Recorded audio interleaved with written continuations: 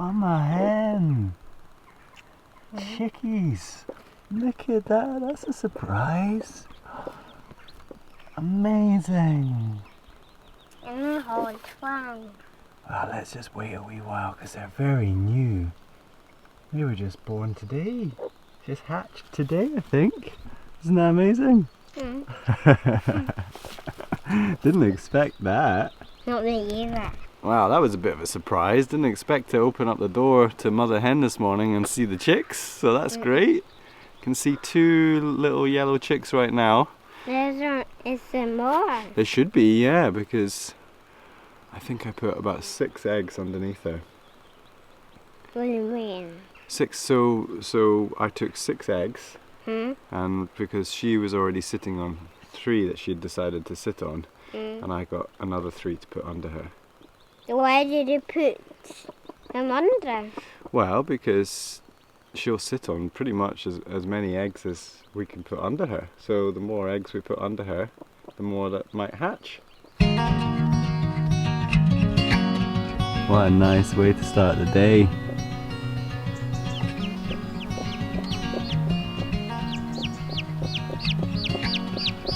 You hear that? Yeah. She's talking to her mama. Or her mama's talking to her.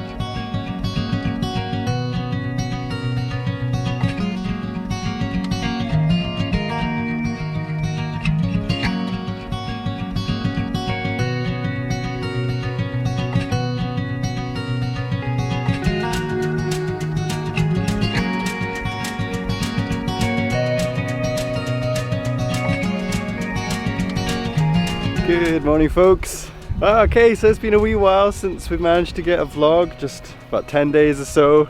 As some of you might have known who have been following our updates, I put my back out really badly. I don't know what putting my back out actually means, but anyway, I really hurt my back last week. I've always suffered from back pain, very long, tall back, and obviously we do a lot of bending and twisting during our work during the day. I think it's actually using our 2-wheel tractor with some of the heavy implements on there. So anyway, I did something and it was a pain in my back that I haven't really experienced before, and I've been pretty much laid out, not being able to do much at all for the last 5 days or so. I haven't personally achieved much on the farm. Rose has been out, she's had to do my chores for me, carrying all the heavy buckets of water and sacks of feed.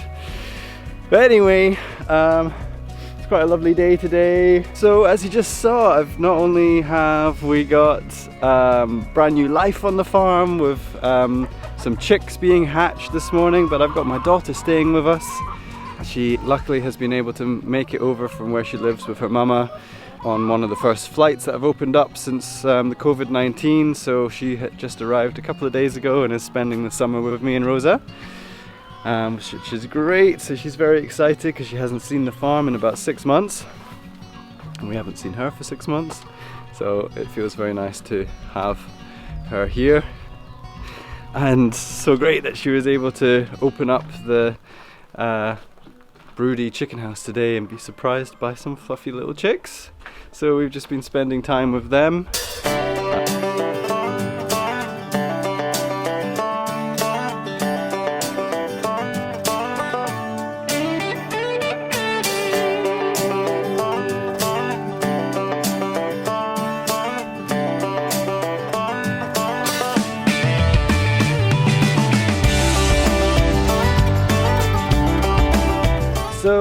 and I are just coming out to the market garden just to carry on. We've got our first harvest tomorrow, our first veg box. Our first veg box is going out on Friday, which is in 2 days' time. So we're going to be harvesting the majority of it on Thursday, which is tomorrow. Yeah. And then delivering to our drop-off points early Friday morning. I know. I think it will be better than we feel like it's going to be. It's always tough. This is the most nerve-wracking part for both of us, to be honest. You know, we're growing in quite difficult conditions up here in the north of Scotland. It's not been the best of springs and summers again for us as growers. So it's a little bit nerve-wracking, just kind of walking around the garden, seeing if we've got enough to put a box together. It's one of the downsides of a veg box system, is the need to have 5 to 8 varieties ready at once. If we had been selling salads or individual vegetables to restaurants, we could have done that by now to make our income, but we've had to wait until we've got enough to put together in a box. Although being a CSA, the box is really more of a carrying device. It's very hard to get away from the concept of a veg box, whereas we're trying to sell a share of the produce rather than a box. But the box is just to carry it in for us. But veg boxes are very much ingrained into people's concepts of receiving the food. Our members are fully aware that the way that a CSA seasonal veg box, where we only sell what we grow here in our garden, is that at the start of the season, and most likely at the end, that there will be less produce in their box, and as the season goes on, the produce will get more abundant, and that should even out. So start and end of the season, things might be a little bit more sparse, and that's where we are right now. I mean, today is a warm day, but we're talking like 21 max, there you go. It's still pretty touch and go whenever we're going to see summer properly here. As you might hear, I am choked up. I've been complaining about my back. I don't have a cold, I've got hay fever. So I get really bad hay fever most years. And it's just kicked in over the last week. So that's a nice thing to have to deal with, along with a very achy back. So polytunnel is looking pretty sharp. We've trained up the cucumbers, so they're starting to climb up their strings now. And they're also starting to fruit. You can see some little flowers there. So when we train these cucumbers up the ropes here, I just removed the lower leaves, and that's to allow more airflow, but also meant that these crops that we've kind of intercropped alongside the cucumbers and the peppers had a little bit more light, basically. So it's done a few different jobs. It's meant that the plants can direct more energy to the fruits. We were really happy to see how many little fruits had started developing. And it was really interesting. I've never pruned cucumbers before, and it was quite interesting to learn about that, because it's quite similar to tomatoes, but a little bit different. And so we should get quite a few fruits off of these. We've got some coriander here, and we're hoping that this will be ready for next week's harvest. I really love coriander. It's one of my favourite herbs. It does just shoot up really quickly, and you get this lovely bunch of fresh coriander, which I think is quite hard to get at the supermarket, especially organic. So that's nice to get to give to our members. We've got cucumbers here. This is a variety called Coriander, basically one that's meant to be quite good for short seasons as well. So we're hoping that we do get a good crop, and then we did find it very promising that we discovered so many wee fruits when we were pruning and training them. And then we've got some lovely lettuce here. We think for this week we're going to do a nice lettuce bag. So we're going to be just cutting the outside leaves off, and that's really the most economical thing for us to do, just because it means that it will grow back, but also because it'll be good for it to grow back, because these are also acting as a weed suppressant. So if we can leave the lettuce there and just cut the outer leaves, and give people a bag of lettuce instead of a whole lettuce head for this week, that will work well. Yeah, I think we're very happy with this bed, actually. What about your courgettes? I've just been pruning them because we get end rot on the courgettes, and I know there's a lot of different potential reasons that you can get this. The reasons can apparently be if pollination isn't basically as successful. So one of the ideas of pruning it is just to make the flowers easier to see for pollinators and things, but also to increase airflow. So the other reason something might rot is if it's a kind of damp, dark situation where things just rot. So we can get quite humid in the polytunnel. Yeah, exactly, and it's not like it's really sunny and hot all the time. So I think things can probably, it's not the right environment all the time for the fruits to develop without rotting. So I've been constantly cutting off any that I see with end rot. It is going down, giving them plenty of feed. So they've had some seaweed feed. They'll probably get some whey at some point, and just constantly harvesting them and having taken off quite a lot of the leaves from some of them. I think it's definitely worked, because we've got a lot less coming off of end rot, and we're hoping that people should get at least a couple of courgettes in their box on the first week, which is a first for us. Although these courgettes have been a bit of a nightmare so far to kind of prune and things, and they just grow back so fast that actually it feels like a never-ending job. It's so worth it because they are very productive, and at least at the start of the season people really love getting courgettes. And the French beans I put in a couple of weeks ago have settled in nicely and are starting to grow well. Starting to spread out across the bed and fill up any soil that is bare to act as a bit of a weed suppressant. We've still got a few things on the transplant bench waiting to go out. Big round of beetroot there still, and some more calabrese. And then we've got our runner beans, which we still haven't put out, but we'll be making a trellis for them quite soon.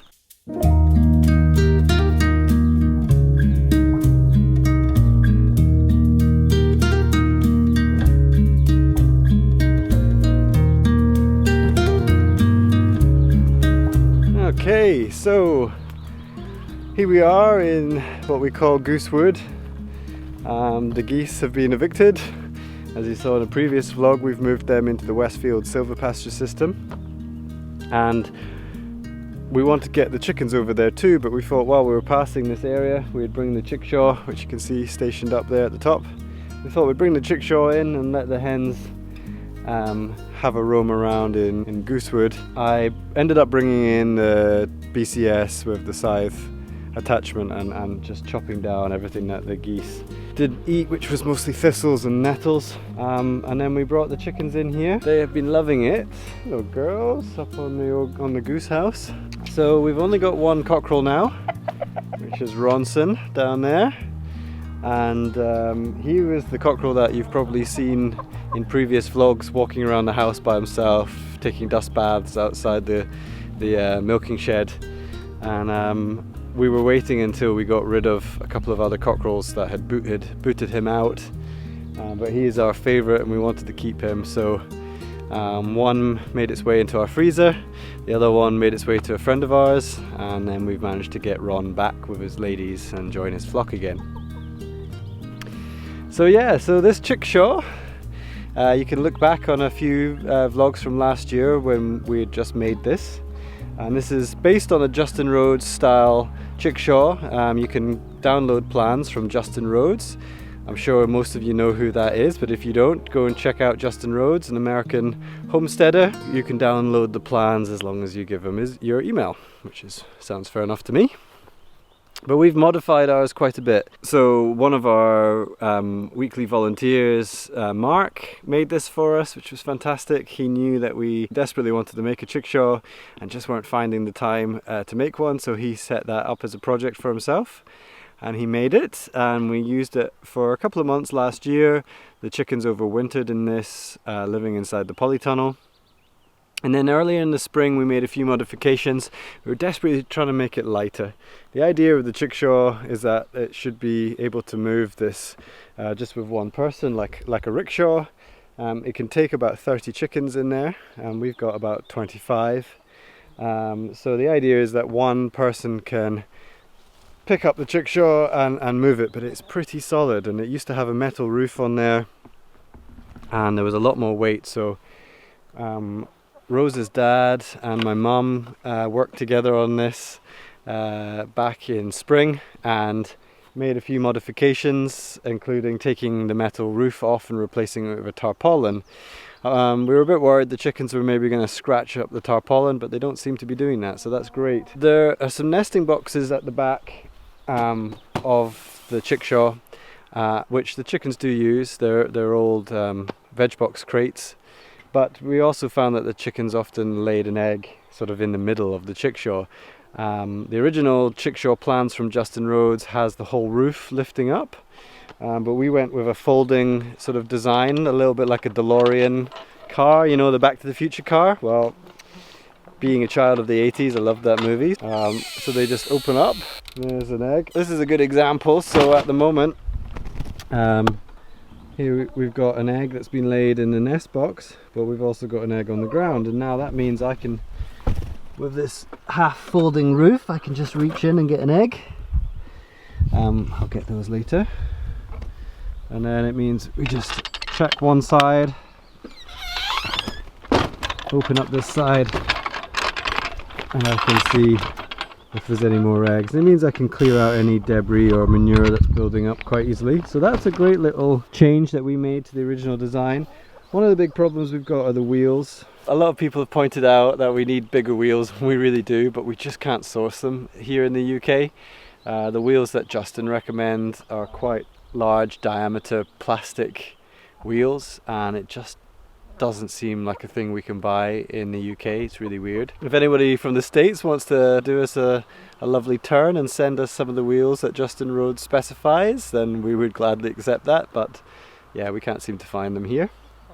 So that does make it quite tricky for moving over bumpy terrain, are these small wheelbarrow wheels that we've had to use. It's designed so that the chickens roost on these pieces of wood and their droppings fall through to the ground, so you can disperse and spread around the chicken manure around your fields or forest gardens or your market garden.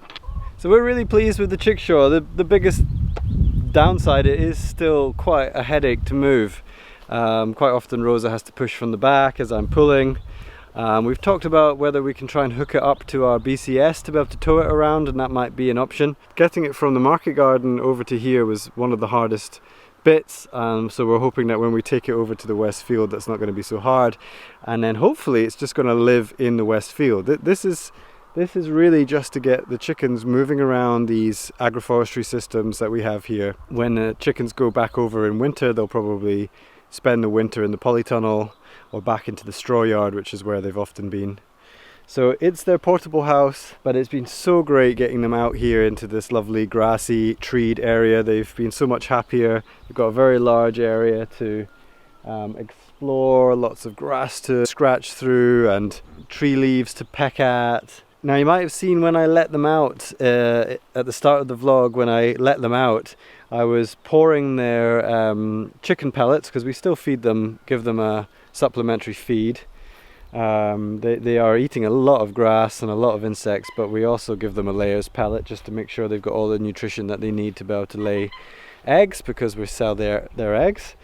But you might have seen I was shaking out their pellets around these tree stumps, and you can see this one here, it's white on the top from the powder of the pellets, and the roots of this old tree are now exposed, and this is what I wanted them to do. I've been purposely feeding them grain or pellets around every tree stump that's here. There's another one. If you look around, you basically can see that we've got tree stumps everywhere. When the grass gets long in here and I'm moving around the chickshaw or trying to cut the grass or just walking around to work on this site, we're often tripping over these tree stumps because I didn't really cut them low enough to the ground when I first cleared this area. So I'm purposely feeding the chooks their grain because they scratch here every day, and you can see it looks like we've put weed killer around this stump. Well, promise we haven't, folks. This is pure biological weed killer of chickens scratching. They're removing the grass for us around each stump and making it much easier now for me to get my chainsaw a lot lower to get a nice clean cut as low to the ground as possible, or even to start cutting out some of these roots and buttresses and things. So yeah, every day I just sprinkle their food around the stumps and get them to do a bit of work for us in preparing them for me to clear. So this is a really quite intensive now and integrated system. We've got grazing for geese and chickens. We've got pollarded and coppiced tree species which make very good feed for the goats. We can dry it as tree hay, we can cut it as wood fuel. If I was standing here 3 years ago, this was nothing but very densely planted 10-year-old to 15-year-old trees, and while we actually did have the chickens in here quite a few years ago, it was a really difficult space to manage animals and to move around, and now it's nice and open but still very productive and still very natural. We've got a lot of beautiful trees around us still, so a very, very good space to keep chickens. It's so nice just seeing the chickens ranging, you know, that is the best thing. We've got some chickens just over here, dust bathing and sunbathing and sleeping. We've got chickens taking a drink from the feeder. Some of them are just chilling out in the chickshaw. The other ones are all spread out, just seeing what they can find to eat. So it's a really happy scene. One of the best ways, I think, to produce eggs. So very happy hens, but we'll be moving them on quite soon and taking them in their chickshaw over to the West Field silvopasture system, which is where I'm going to go now, and it's where the geese are. So we had a little bit of sad news regarding the geese. We've had a bit of a tough time on it. Mother goose was sitting on her eggs for quite some time until we discovered that something had got into the house and cracked open the eggs and eaten the eggs, and they would have been quite close to being hatched eggs. So after that we moved the geese out of Goose Wood and into the West Field, which is where I am now, into the West Field silvopasture system, and they've been grazing in there for nearly 2 weeks. We've moved them on 3 times now, but unfortunately one night as I was heading to give the geese some clean water, I noticed that one of the geese were on their own, and it was a female, and we think it was actually the mother goose, and she really wasn't looking great. She was sort of sitting all hunched down by herself. The others were away grazing and she was on her own, and when she did stand up she was acting like she was drunk. She was wobbling all over the place, falling down, standing up, couldn't walk a straight line, and I instantly realized that something was up. She was also very pale. The color in her beak had changed from a bright orange to a very pale orange, and I just knew there was something wrong with her. I'm just watching the geese now. They're behind me here, grazing in the calf paddock. So yeah, I knew there was something up with the goose, so I quickly grabbed her and I isolated her from the others. I put her in some clean bedding and locked her into the house with some food and water, but she just was really unresponsive. And I came back the next morning and she was dead. Just like that, died overnight. So we researched. Before she died, we were quickly trying to research everything we could on what might be wrong with her. We did a bit of an autopsy, couldn't find anything stuck in her throat or any signs of disease in any of her organs. So we're not sure what happened there, but very sad to lose one of our lovely geese. But I guess that's just what happens. We've often lost a few animals over the years. Chickens just seem to get ill, and we do our best to kind of nurse them back to health, and sometimes they make it and sometimes they don't, and that's just part of running a small farm. Like today, with the joy of welcoming new life with the chicks onto the farm, we've also got to get used to the idea that we're going to lose a few lives too. So that's why it's so important to give them a nice, healthy, natural life.